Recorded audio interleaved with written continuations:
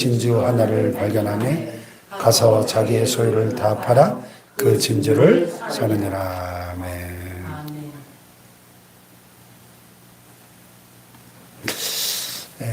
사람이 살다 보면 좋은 때를 만나기도 하고 때로는 힘든 때를 만나기도 합니다. 그런데 살기가 너무너무 힘들 때는 지옥 같다 이런 표현을 쓰기도 하죠. 2010년경부터 우리나라 그 인터넷상에 떠돌아다니던 신조어가 하나 있는데 헬조선. 지옥을 뜻하는 영어 헬과 한국의 옛날 국명인 조선의 합성어죠. 특별히 이 성공과 출세의 사닥다리가 끊어져 버린, 더 이상 신분 상승의 가능성이 사라져 버렸다고 생각한 젊은 세대들이 우리 한국 사회를 참 지옥 같다 이렇게 냉소적으로 표현한 신조입니다. 뭐 다 그런 건 아니지만 어떤 분들에게는 한국에 사는 것이 정말 지옥에 비견될 정도로 힘든 것일 수도 있겠죠. 그런데 지옥이 꼭 살기 힘든 것만을 말하지 않습니다. 미국에서 태어나고 자라난 한인교포 2세들이 한국에 처음 여행을 오면 그 소감을, 한국 사회를 묘사하기를 한국은 천국 같은 지옥이다 이렇게 말한대요. 천국 같은 지옥. 참 역설적인데요. 한국에 지내는 일이 참 재밌긴 했지만 그것이 꼭 천국의 모습은 아니더라. 그래서 호주에 사는 한인들은 또 그렇게 말한대요. 한국을 재밌는 지옥이고 호주는 재미없는 천국이다. 이렇게 말한대요.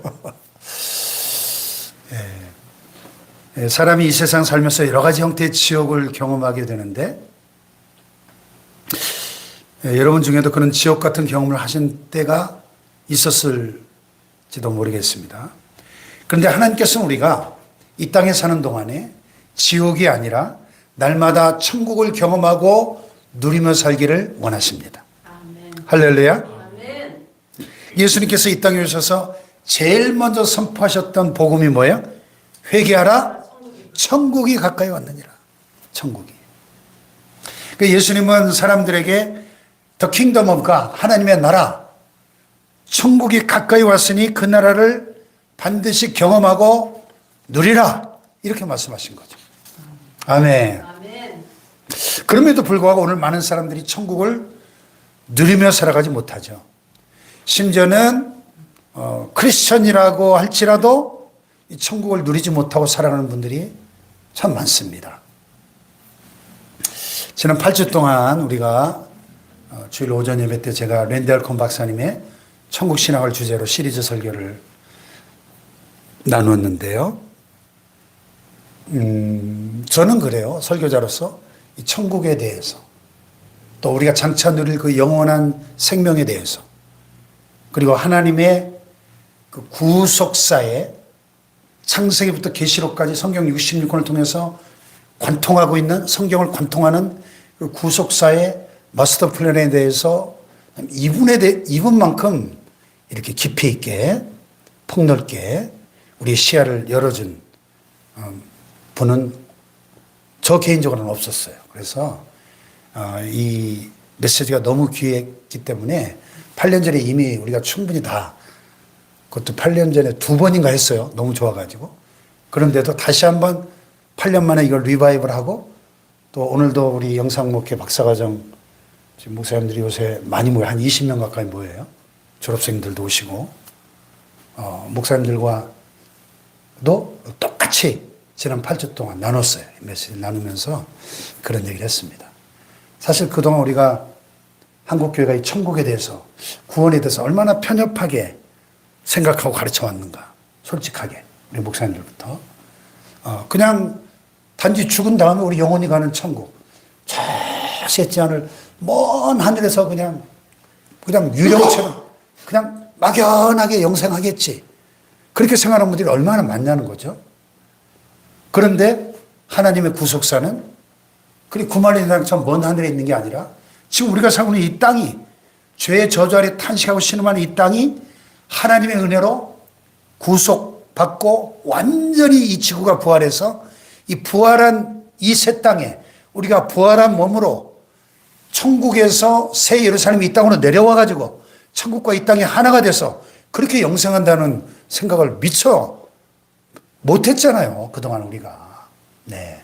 그래서 참 천국에 대한 새로운 관점을 열어준 그런 책이었기 때문에 이 하나님의 구속이 단지 우리의 영혼 구원에 끝나는 것이 아니고 이 지구를 포함한 이 우주 만물 전체가 로마서 8장에 있는 것처럼 피조물이 고대하는 바는 하나님의 아들들이 나타나는 것이다. 이 피조물 세계 전체가 구속을 받고 회복되는 것. 이게 하나님의 마스터 플랜이다. 본래 계획이다 하는 거죠. 할렐루야. 얼마나 귀한 통찰인지 모르겠어요.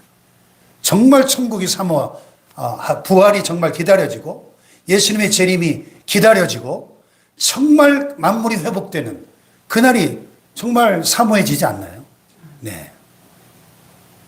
그런데요, 더 나가서 사실 천국의 가장 중요한 본질은 뭐냐? 하나님이에요.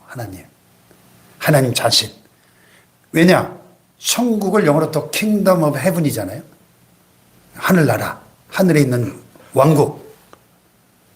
또는 마가복음에서 더 킹덤 오브 갓, 하나님의 나라. 하나님이 다스리시는 왕국이잖아요. 하늘에 있는 하나님의 왕국이 예수 그리스도를 통하여 이 땅 위에 이루어지게 된 것입니다. 할렐루야. 그래서 이제 장차의 말 예수님의 재림을 통해서 이제 곧 완성되어질 영원한 하나님의 나라, 새하늘과 새 땅이 우리의 궁극적인 소망인 줄로 믿습니다. 참 우리 요즘 대한민국 사회가 진짜 부자 나라가 되긴 된 것 같아요. 전국 곳곳을 다녀보면 참 뭐 40년 50년 전을 생각해 보면 얼마나 풍요롭고 잘 사는 선진국 반열에 진입을 하긴 했나 보다. 예? 전국 곳곳을 다녀보면 얼마나 멋지게 잘 꾸며놨는지. 우리 그 공부하러 오신 목사님 중에 거제도에서 오시는 분이 계셔요. 거제도 그 황덕도라는 조그만 섬에서 30년 동안 그 교회 없는 섬들 다 배 타고 다니면서 사역한 참 귀한 분이 계신데 은퇴하셨는데 그래도 오셔요. 오늘도 식사하면서 그런 얘기를 했어요. 요즘 거제도 경기가 좀 어떻습니까? 조선업이 뭐 지금 중국에 엄청난 추격을 받고 있지만 어쨌든 세계 1등이잖아요. 조선업이. 이번에 트럼프가 와가지고도 지금 아마 그런 그 조선업, 특별히 그 미국의 모든 해군 함정을 우리나라가 가장 잘 만들 수 있다는 거죠. 그래서 지금 중국 해군력에 지금 미국이 엄청나게 밀리고 있는데 그래서 앞으로 트럼프가 이 미국 해군 함정들을 최첨단 해군 함정들을 어마어마하게 수백조 원을 들여서 만들 계획을 갖고 있는데 우리나라밖에 그 일을 할 나라가 없다는 거죠. 우리나라가 세계 1등이니까 배 만드는 거는. 그 거제도에 그 조선 업체들이 다 있잖아요. 그래서 거제도가 엄청 부자래요. 그래가지고 한때 좀 힘들었었는데 지금 뭐 그 황덕도라는 조그만 섬에 한 주민 20% 정도 사는 섬에 배 타고 한 5분 들어가는 그런 섬인데요. 그 조그만 섬에 200억짜리 다리를 놔줬다니까요. 거제시에서. 얼마나 돈이 많으면. 20% 주민 사는 조그만 섬에 다리를, 멋진 다리를 놨어요. 자동차가 지나가지. 200억 들여서. 얼마나 돈이 많으면. 우리 대전도 여기 도안 신도시에 그 갑천 생태 호수공원 요즘 제가 운동하러 자주 가는데 650억 들여가지고. 야, 그 호수공원 진짜 잘 만들어 놨어요. 그런데 여러분, 세상이 아무리 풍요롭고 또 살기 편하고 재밌다 할지라도 만약에 거기에 하나님이 안 계신다면 그것은 천국이 아니라 지옥이에요. 여러분, 하나님이 안 계신 거기가 지옥입니다. 하나님이 계신 곳이 천국입니다, 여러분. 왜? 천국의 가장 중요한 본질은 하나님이기 때문에. 보라, 하나님의 장막이 사람들과 함께 있습니다. 하나님이 사람들과 함께 거하실 것이다. 거기가 천국인 거죠. 할렐루야. 하나님이 안 계신 곳, 거기가 바로 지옥이다. 그러니까 뭐 천국 같은 지옥이니 이런 말이 나오는 거죠. 오늘 현대인들이 하나님 없는 천국을 만들려고 하지만 하나님 없는 천국은 절대 불가능한 것입니다. 왜? 하나님 없는 세상은 서로 자신의 욕망을 채우기 위해서 서로 미워하고 시기 질투하고 다투다가 지옥을 만들기 때문에요. 네. 하지만 하나님을 왕으로 모시고 살아갈 때 우리는 이 땅에서도 하나님이 통치하시는 천국을 경험하고 누리게 될 줄로 믿습니다. 내 영혼이 은총 입어 중한 죄짐 벗고보니 슬픔 많은 이 세상도 천국으로 화하도다. 아멘. 아멘. 높은 산이 거친 들이 초막이나 궁궐이나 내 주 예수 모신 곳이 그 어디나 하늘나라. 아멘. 그렇습니다. 내 주 예수 모신 그곳이 하늘나라예요. 하늘나라. 아멘. 아멘. 자, 마태복음 13장에서 우리가 천국이란 도대체 어떤 나라인지 예수님께서 다양한 비유를 통해서 지금 알려주시는데, 지난주에는 우리가 지극히 작은 겨자씨 하나를 갖다 할머니 콧바람에도 날아가 버리는 그 겨자씨 하나처럼 굉장히 미미해 보이고 보잘것없어 보이지만 거기에 하나님의 놀라운 비밀이 감춰져 있다는 거죠. 그 겨자씨 하나 속에 담겨져 있는 생명력이 자라나서 많은 새들이 깃들일 만큼 큰 나무가 되는 것처럼 하나님의 나라의 그 확장성, 그 놀라운 그 생명력, 그 성장하고 확장해가는 하나님의 나라의 비밀을 우리가 살펴보았고요. 오늘 본문에 등장하는 이 두 개의 비유, 지극히 값진 보화와 진주를 소유한 삶을 천국의 삶에 비유하고 있는데요. 지극히 값진 보화, 또 진주, 이것은 눈에 보이는 물질적인 풍요를 말하는 것이 아니고 세상에서 가장 가치 있는 존재를 지금 말하고 있는 거죠. 천국이 뭐냐? 천국이란 이 세상에서 최고의 가치를 소유하는 것이고 그 최고의 가치는 바로 하나님이시다 하는 거죠. 할렐루야. 아멘. 그래서 오늘 말씀을 드려서 우리가 하나님을 모신 천국의 삶을 과연 나는 살아가고 있는가? 한번 우리 스스로를 돌아보고요. 혹시라도 그 천국의 본질을 잃어버리셨다면 이 시간 이 말씀을 통해 하나님의 나라가 회복되는 은혜가 임하기를 축복합니다. 아멘. 첫째로 천국은 마치 밭에 감춘 보화와 같다. 이렇게 말씀하시죠. 밭에 감춘 보화. 44절에 왜 그 값비싼 보화가 땅속에 밭에 감춰졌는가? 팔레스타인, 그 고대 팔레스타인 지역의 상황을 알아야 되는 거죠.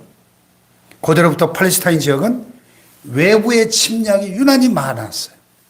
왜냐하면 이 팔레스타인 지역의 지도를 쫙 펴놓고 보면 아시아와 아프리카 두 대륙을 또 유럽까지 연결하는 길목에, 이걸 우리가 지정학적, 전략적 요충지라고 그러죠. 딱. 그래서 강대국들이 영토를 확장하기 위해서 반드시 이 지역을 통과해야 되는 거죠. 예를 들면 저 북쪽에 아수르나 바벨론이나 페르시아 같은 그 강대국들, 또 남쪽에는 이집트 같은 이런 제국들이 일어날 때마다, 또 저쪽 서쪽으로는요, 헬라 제국, 또 로마 제국, 이런 강대국들이 일어날 때마다 반드시 이 지역을 지나갔거든요. 그러다 보니까 이 팔레스타인 지역 사람들은 원치 않는 전쟁에 휘말릴 때가 많았던 거죠. 근데 재산이 많은 부자들은 이게 나라가 외부에 침략을 당하면 이 재산을 어떻게 보존할 수 있을지 고민했겠죠. 이 재산을 잘 감춰놓지 않으면 그동안 힘들게 벌어놓은 재산을 다 빼앗길 게 뻔하니까. 오늘날 같으면 재산을 안전하게 보관할 수 있는 방법들이 여러 가지가 있잖아요. 은행에 예금하거나 또 뭐 금이나 국채를 사서 안전한 금융시설에 보관하기도 하고 주식에 투자하기도 하고 또 뭐 요즘 유행하는 것처럼 강남에 똘똘한 아파트 한 채를 사놓던가.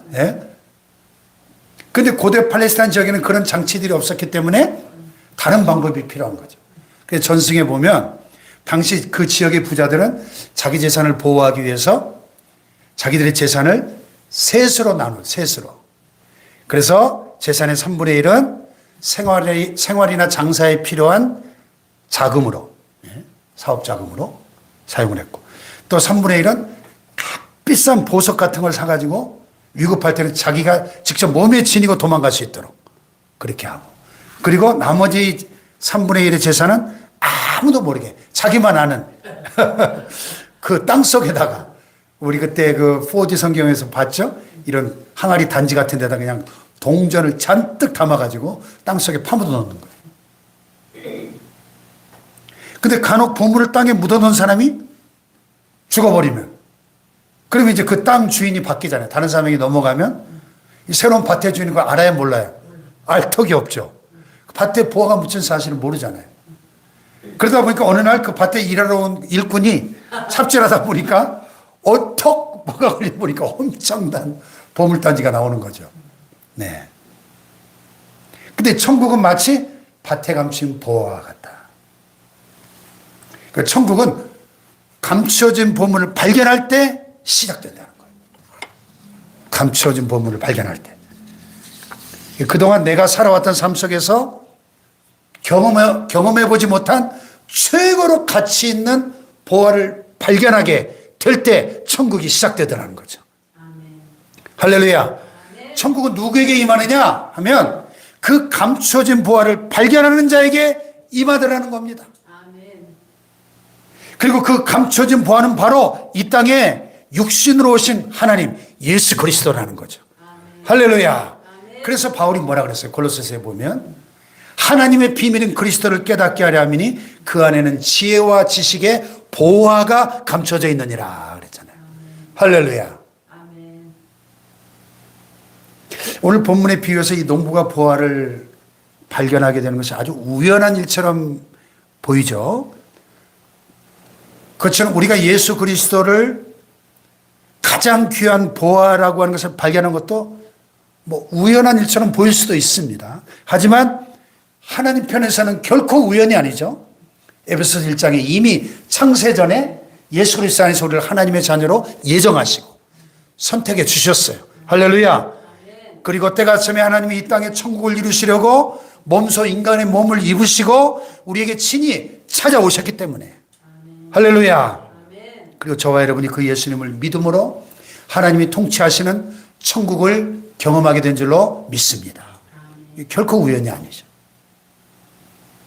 그런데 이 비유 속에는 안 나와 있는데 이 밭의 원래 주인은 자신의 밭에 그 보물이 감춰져 있었지만 그걸 발견하지 못해서 그 기쁨을 누리지 못하고 있죠. 보물이 없어서가 아니라 보물을 발견하지 못해서 천국을 누리지 못하니 이게 얼마나 안타까워요. 예. 2000년 전에 예수 그리스도께서 이 땅에 오셨을 때도 모든 사람들이 예수님을 보아로 여긴 게 아니잖아요. 요한복음 1장에 보면 참빛 곧 세상에 와서 각 사람에게 비치는 빛이 있었나니 그 빛이 사람들에게 빛이 돼 어둠이 깨닫지 못하더라. 사람들이 깨닫지 못했다고 그랬어요. 그가 세상에 계셨으면 세상은 그로 말미암아 지은 바 되었을 때 세상이 그를 알지 못하였고 자기 땅에 오매 자기 백성이 그를 영접하지 않았다. 이렇게 말씀하거든요. 예수님이 보아라는 사실을 알지 못하니까 사람들이 예수님을 하찮게 여기고 멸시하고 죽이려고 했던 거 아니겠습니까? 천국은 우리에게는 아주 우연히 많은 것처럼 보입니다. 마치 한 일꾼이 이 밭을 갈다가 전혀 기대하지는 않았던 보화를 발견한 것처럼 말이죠. 하지만 하나님은 우리가 그분을 발견할 수 있도록 친히 우리에게 다가오셨고 또 우리를 만나주신 줄로 믿습니다. 따라서 우리가 이 천국을 생각할 때 우리로 하여금 이 천국의 비밀을 깨닫고 경험하고 누릴 수 있도록 우리에게 다가와 주신 하나님의 은혜에 감사해야 될 줄 믿습니다. 아멘.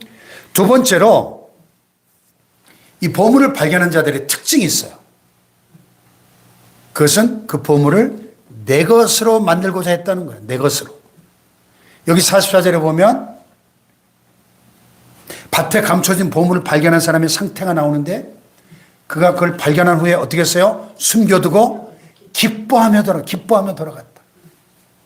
막 너무너무 기뻐했다는 거예요. 예. 왜냐하면 그 일꾼은 자신에게 있는 어느 것과 비교할 수 없는 최고로 가치 있는 보화를 발견했기 때문에 아멘. 아직 그 보화를 소유하지 못한 상태지만 그 발견한 것 자체만으로도 너무너무 기뻤다는 거예요. 아멘. 할렐루야. 아멘. 그리고 이 밭에 감춘 보화 비유 바로 뒤에 나오는 진주를 구하는 장사 비유도 보면은 진주 장사를 하던 이 상인이 다른 진주들하고는 비교도 할 수 없는 극히 값진 진주 하나를 발견하게 됩니다. 오늘날엔 진주가 사실 그다지 귀한 보석으로 여겨지지 않죠. 진주를 양식하기도 하고 또 인조 진주도 있어서 진주를 구하기가 쉬운 시대니까. 근데 예수님 당시에는 이 진주가 가장 귀한 보석 중에 하나였어요.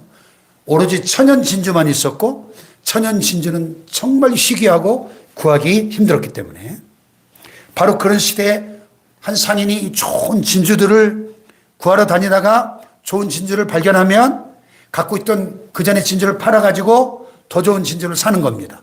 근데 어느 날 극히 값진 진주 하나, 평생에 본 진주 중에 가장 값진 진주를 발견하고 이 세상에 있는 진주들 중에 최고의 가치를 지닌 진주를 발견한 겁니다. 자, 근데 여기 보니까 감추어진 보화를 발견한 사람과 진주를 발견한 이 상인의 공통점이 뭐예요? 예, 자기 소유를 다 팔아가지고 그것들을 샀다는 거예요. 자기 소유 일부를 판 게 아니라 다 팔았어요. 전 재산을.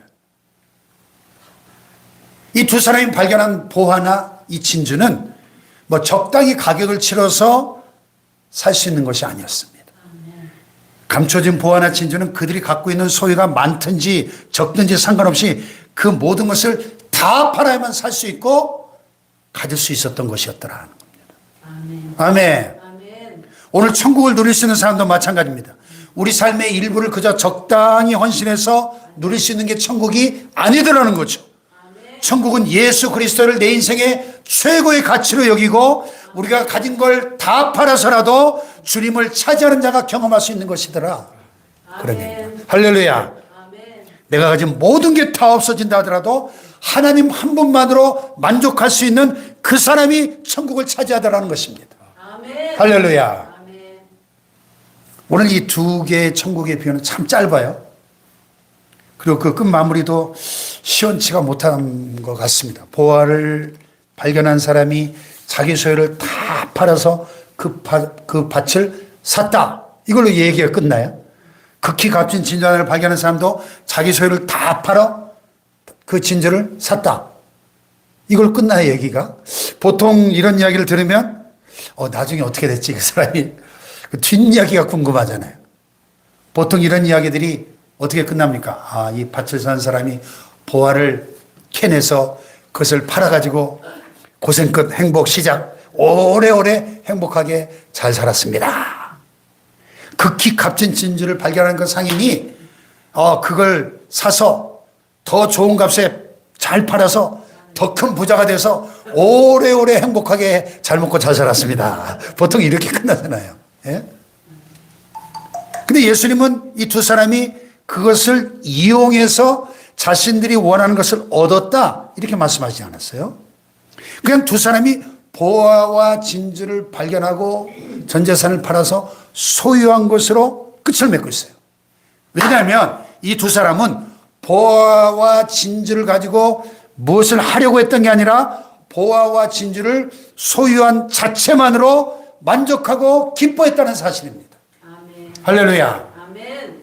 천국이 그렇다는 거예요. 천국이. 우리가 하나님을 믿는다는 거, 예수를 믿는다는 거는 하나님께서 무슨 도깨비 방망이처럼 돈 나라와 뚝딱, 금 나라와 뚝딱 내가 욕망하는 것들을 다 들어주실 것을 기대해서가 아니라는 거예요. 우리가. 아멘. 예수 믿는 이유가. 아멘? 궁극적으로 천국은 내가 하나님을 소유하고 내 마음대로 부리는 게 아니라 거꾸로 내가 하나님의 것이 되고 하나님의 소유가 되는 것입니다. 내가 하나님의 것이 되어서 하나님의 말씀에 순종하기 위해서 내 가장 소중한 것을 포기할 수 있는 사람들이 천국을 경험하고 누릴 수 있는 사람이 되더라는 거죠. 아멘. 할렐루야. 아멘. 참 중요한 포인트입니다. 아브라함이 하나님으로부터 독자 아들을 번제로 바치라 그런 말씀을 받았는데 그때 그가 100살에 얻은 그 생명보다 소중한 그 외아들을 조금도 주저하지 않고 바로 그 다음날 아침 일찍 일어나가지고 출발하잖아요. 부인하고 의논도 안 하고 망설임 없이 하나님 앞에 제물로 바칩니다. 어떻게 그렇게 할 수 있었죠? 그에게 있어서 가장 큰 가치는 이삭이 아니라 누구였기 때문에 하나님이었기 때문에 내가 이제야 네가 여호와 하나님을 경외하는 줄 내가 이제 알았다. 하나님 그러시잖아요. 할렐루야. 오늘날에도 정말 신실하게 하나님을 믿는 분들은 자신이 가진 재물이나 권력이나 명예나 자존심 이런 거 다 팔아서라도 하나님 말씀대로 살아가려고 한다는 것입니다. 아멘. 그 모든 것보다 하나님이 가장 소중한 분임을 발견했기 때문에. 아멘. 할렐루야. 아멘.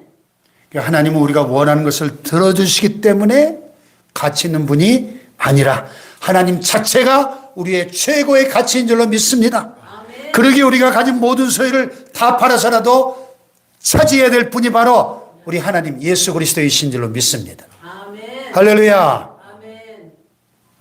마지막 세 번째로 우리가 그렇게 예수님을 우리 안에 모시고 살아갈 때 우리 또한 값진 존재로 살아가게 된다는 것입니다. 고린도후서 4장 7절에 바울이 그랬죠. 우리가 이 보배를 질그릇에 가졌으니 이는 심히 큰 능력은 하나님께 있고 우리에게 있지 아니하면 알게 하려 함이라. 우리가 사방으로 우겨쌈을 당하여도 쌓이지 아니하며 답답한 일을 당하여도 낙심하지 아니하며 박해를 받아도 버림받지 아니하며 거꾸로 뛰름을 당하여도 망하지 아니하며 우리가 항상 예수의 죽음을 몸에 짊어지면 예수의 생명이 또한 우리 몸에 나타나게 하려 함이라 그랬어요. 아멘. 할렐루야. 아멘. 고린도 교인들 향해 바울은 그들이 보배를 질그릇 속에 가진 사람들이다 이렇게 말해요. 네. 그리스도인이란 존재가 어떤 존재인가? 질그릇처럼 참 연약한 존재요. 질그릇은 깨지기 쉽잖아요. 또 투박하고 별 볼 일 없는 그릇이잖아요. 그런데 그 질그릇 같은 존재를 가치 있고 강한 존재로 만들어주시는 분이 바로 우리 안에 있는 질그릇 같은 우리 안에 있는 보배 예수 그리스도시라는 거예요. 아멘. 할렐루야. 아멘. 물론 우리가 뭐 예수님을 모시고 그분의 지배를 받는다고 해서 갑자기 모든 게 저절로 형통하지 않습니다. 우리 가정이나 교회가 주님을 믿고 살아가지만 도리어 예수님 때문에 우리가 사방으로 우겨쌈을 당하고 답답한 일을 당하고 박해를 받고 어려움을 겪을 수도 있습니다. 그런데 우리 안에 보배이신 예수 그리스도께서 우리 안에 계신다면 우리가 사방으로 우겨쌈을 당해도 쌓이지 않고 답답한 일을 당해도 낙심하지 않고 박해를 받아도 버림받지 않고 거꾸로 뛰름을 당해도 망하지 않는다는 거예요. 아멘. 할렐루야. 아멘. 왜냐하면 우리 안에 있는 예수의 생명이 예수의 능력이 예수의 권세가 아멘. 예수의 승리가 우리 몸을 통해 나타나기 때문에 아멘. 할렐루야. 아멘. 네. 예수님은 천국의 주인이시고 천국의 본질이시고 아멘. 예수님은 천국 자체이십니다. 아멘. 그러므로 우리가 예수 그리스도를 우리 안에 모시고 천국의 삶을 살아갈 때 아멘. 예수 그리스도의 생명력이 우리 안에 거하게 되고 예수의 생명력이 나타나게 될 줄로 믿습니다. 그래서 환난과 어려움 속에서도 나는 약하지만 우리 안에 계신 예수님이 하나님의 능력이 되시기 때문에 하나님이 함께 하시는 천국의 기쁨을 누리며 살게 될 줄로 믿습니다. 아멘.